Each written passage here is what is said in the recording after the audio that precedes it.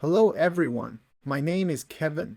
Welcome to my channel. In the previous video I attached a GoPro to my four-wheel drive car. From prototyping, it strengthened the idea of providing additional perspective from using a simple motor. So in this next attempt, I will be using a motor that's attached to a spinning plate or lazy Susan to provide a perspective of a spinning camera in action.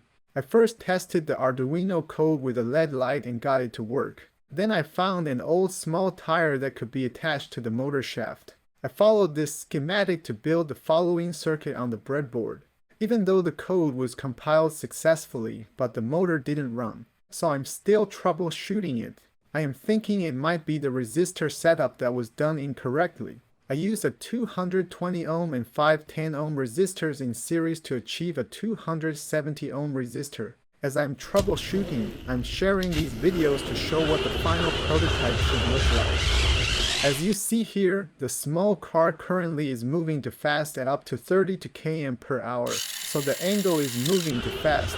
Basically, I should have the motor which will secure to the lazy Susan, and I can control the speed that I want to turn the plate to get the desirable panorama video by changing the code. If you got the DC motor to work correctly on the Arduino, please help to provide advice on where I could have done wrong.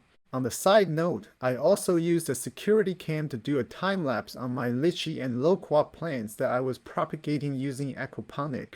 Please enjoy. Thank you so much for watching.